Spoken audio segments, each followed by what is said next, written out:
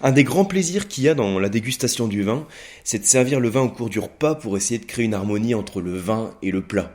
C'est-à-dire que, en fonction du type de vin, en fonction du type de plat, on va avoir un mariage entre les saveurs, entre les arômes, entre les textures du vin et celles du plat, et on va créer quelque chose qui va être très plaisant. C'est comme ça qu'on va créer une bonne expérience de dégustation. Alors moi, ce que je vous propose de voir dans ce podcast, c'est les règles de base pour le service du vin, un petit peu les règles de sommellerie, et également quelques petites indications pour réussir les accords mets et vins. Alors, pour vous présenter le contexte, de ce podcast, vous savez que quand on participe à un cours d'œnologie au sein du COAM, je remets souvent, en tout cas sur certaines thématiques, des petits fichiers audio que j'envoie, dans lesquels je fais un résumé de ce qui a été vu en cours pour essayer de s'en souvenir. Parce que c'est vrai que quand vous faites un cours d'œnologie qui dure 2 bonnes heures, vous avez pas mal d'infos en tête. Et en général, au bout de quelques jours, quelques semaines et puis quelques mois, on en oublie une grande partie. Et surtout si on pratique peu la dégustation du vin. Donc le fait de remettre pour moi un petit fichier audio, ça permet d'avoir un rappel des bases qui ont été vues. Et ce que vous allez entendre tout de suite, en fait, ça va être ce fichier audio. C'est le fichier audio que je remets suite au cours d'œnologie qui est autour des accords mets et vins. Alors je remets aussi des petits fichiers PDF et d'autres choses, mais ça fait partie du fichier audio. Donc je vous en fais cadeau, en espérant que ça vous aide à mieux assimiler toutes ces notions de base autour des accords mets et vins, et que vous puissiez faire des accords mets et vins qui soient le plus réussis possible. Voilà, donc le podcast débute tout de suite. Bonjour à tous, alors je suis Yann du site Le Coam. Alors si vous écoutez cette petite formation audio, c'est que vous avez participé à un cours d'œnologie qui était consacré aux accords mets et vins. Alors mon but dans cette petite formation, c'est en fait de vous reprendre les points principaux, ce qu'il faut retenir. Je vous donne aussi quelques trucs pour bien appliquer les accords mets et vins et pour continuer à progresser. Parce que comme souvent sur les cours d'œnologie, il y a beaucoup d'éléments à acquérir, beaucoup d'éléments à assimiler, à intégrer et ensuite à pratiquer. Parce que le mieux c'est ensuite pratiquer, avec modération, mais pratiquer quand même pour bien s'en souvenir. Donc cette formation c'est aussi quelque chose que vous pouvez, avec un format assez souple, que vous pouvez réécouter de temps en temps pour ne pas l'oublier et bien intégrer tous les éléments. Alors première chose, je vais vous rappeler ce que j'appelle les règles de sommellerie, c'est-à-dire les règles de service du vin qu'il faut avoir en tête, qui concerne notamment la quantité de vin à servir, le nombre de vins à servir en fait au cours d'un repas, qui concerne aussi des connaissances sur la température de service, sur les notions de carafage, décantage et l'ordre de service des vins. Donc ça, c'est des choses que vous avez dû voir pendant la session. Donc je vous rappelle, au niveau de la quantité de vin à servir au cours d'un repas, en général, même quand vous faites un repas de fête qui est correctement arrosé, faut éviter de servir plus de 3 à 4 vins différents au cours du repas. Pourquoi ? Parce que chaque vin a une structure différente, donc un niveau d'acidité différent, un niveau de tanin, voire de sucrosité différent.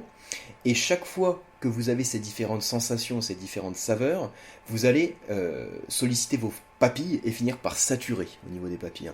Et à partir du moment où on sature, on n'est plus dans le plaisir. Donc déjà, limitez la quantité de vin servi au cours du repas. Autre point important, c'est par rapport à la température de service. Alors, retenez, en général ce que tout le monde sait, c'est que le blanc est servi plus frais que le rouge. Alors, pourquoi on sert le blanc plus frais que le rouge ? C'est parce que le blanc est riche en acidité, le vin blanc a plus d'acidité que le vin rouge, et l'acidité se marie au froid. Je donne régulièrement l'exemple d'un jus de pamplemousse, par exemple, ou d'un jus de citron. Si vous prenez ce jus de pamplemousse ou de citron chambré, c'est-à-dire s'il n'est pas servi frais, ça va être désagréable à déguster. Par contre, si vous le servez bien frappé, bien frais, ça passera beaucoup mieux. Le froid et l'acidité se marient. Dans notre vin, c'est la même chose. Comme le vin blanc est plus riche en acidité, le vin c'est une solution acide, le vin blanc est plus acide que le rouge, on fait en sorte de le servir plus frais. Si je vous donne une température générique, je vais vous dire autour de 8-10 degrés. Là aussi, il y a des variations en fonction du type de vin, bien sûr.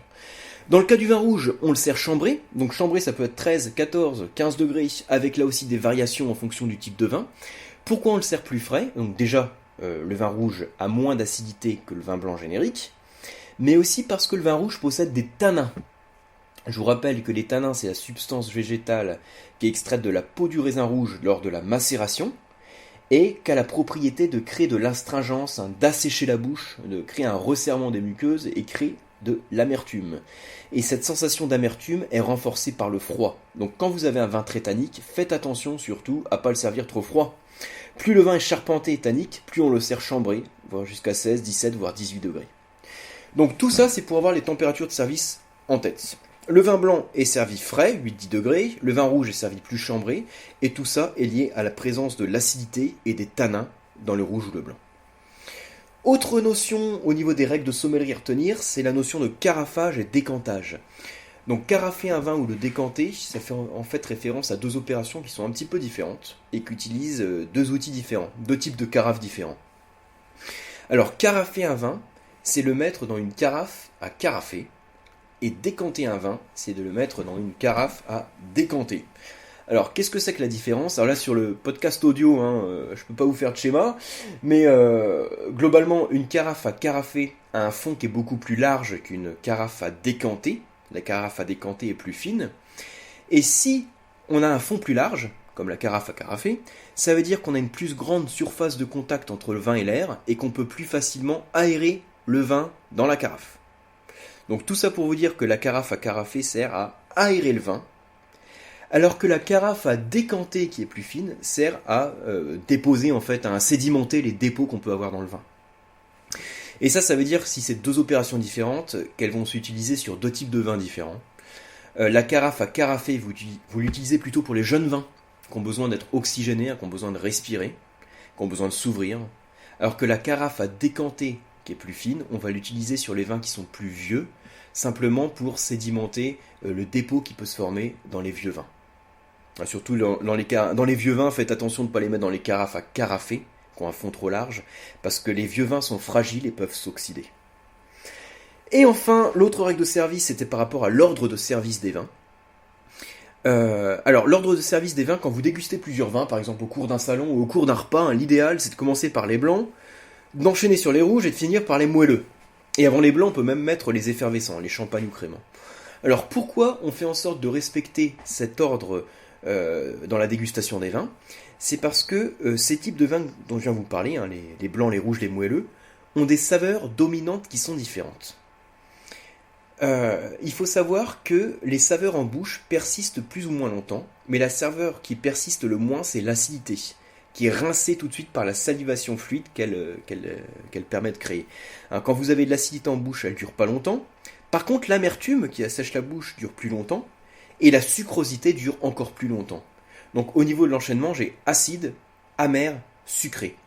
Et ça veut dire qu'il faut commencer par ce qui est acide, donc les vins blancs ou les vins effervescents, continuer sur ce qui est amer, c'est-à-dire les vins tanniques, et finir par ce qui est sucré, c'est-à-dire les vins moelleux, les vins sucrés. Donc acide, amer, sucré, souvenez-vous de cet ordre qui implique comme ordre de dégustation effervescent, les blancs secs, les blancs vifs, les rouges, et on finit par les moelleux. Alors ça en général dans un repas c'est facile, on sait que dans un repas on commence toujours, on commence pas par le dessert, on commence pas par la mousse au chocolat, parce que si on commence par le dessert et qu'on enchaîne sur une entrée, on aura les papilles qui seront saturées et on va pas pouvoir apprécier l'entrée. Ça, on le fait systématiquement quand c'est des mets, quand c'est un repas. Par contre, sur le vin, on le fait moins souvent. Donc, gardez en tête cet enchaînement des vins. Alors, après ces règles de sommellerie, je vous représente globalement les grands axes sur l'accord mets et vin, sur tout ce qu'il faut avoir en tête. L'accord mets et vin, le but, c'est de créer une harmonie entre le mets et le vin. C'est créer une harmonie. Et créer une harmonie, qu'est-ce que ça implique? Premièrement, ça implique de respecter l'échelle des intensités des mets et des vins. Alors, qu'est-ce que ça veut dire? Ça veut dire qu'il ne faut pas qu'il y en ait un qui prenne le dessus sur l'autre. En gros, il ne faut pas que mon vin, il écrase mon mets, mon plat, ou il ne faut pas que mon plat écrase mon vin. Sinon, c'est plus un accord. Il faut respecter une échelle des intensités. Alors, vous avez un PDF que je vous ai envoyé avec cette formation audio dans laquelle je vous remets une échelle des intensités. C'est un article que j'avais développé sur levinpasapa.com, que vous pouvez voir en ligne.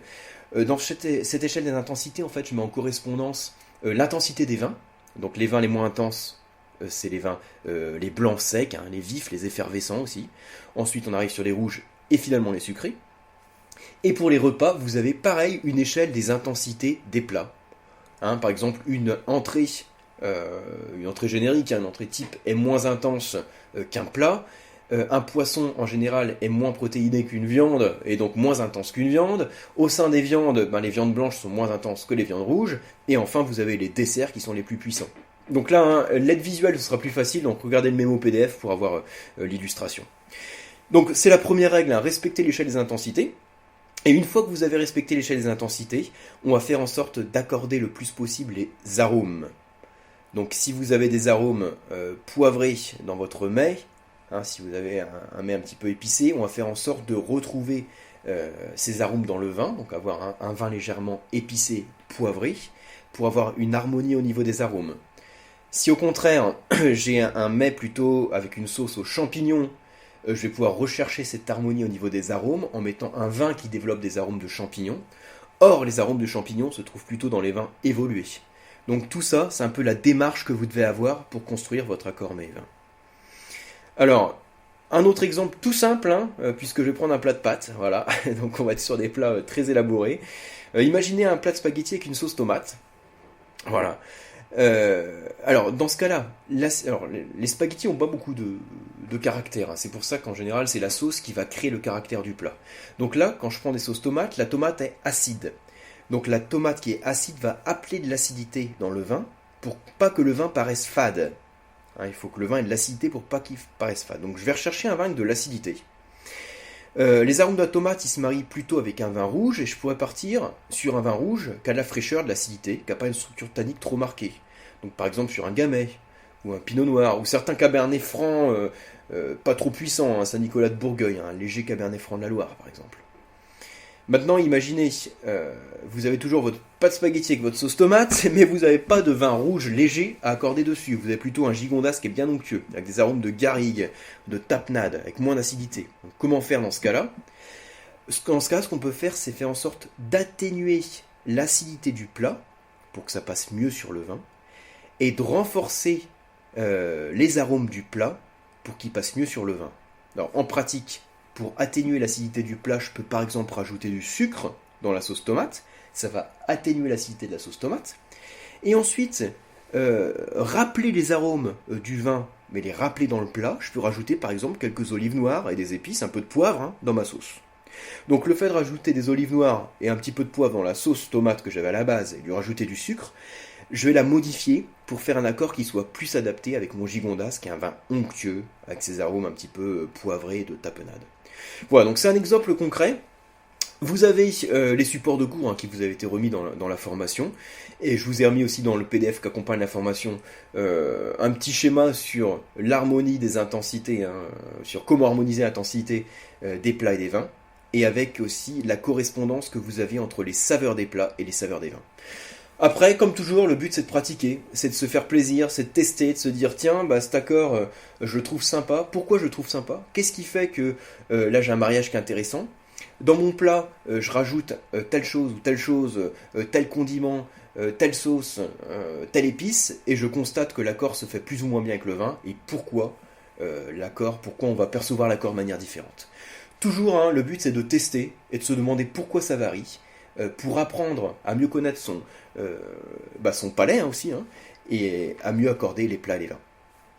Voilà, donc je suis à votre disposition, hein, par retour de mail, ou comme toujours, hein, si vous avez des questions sur cette formation, et je vous dis à bientôt.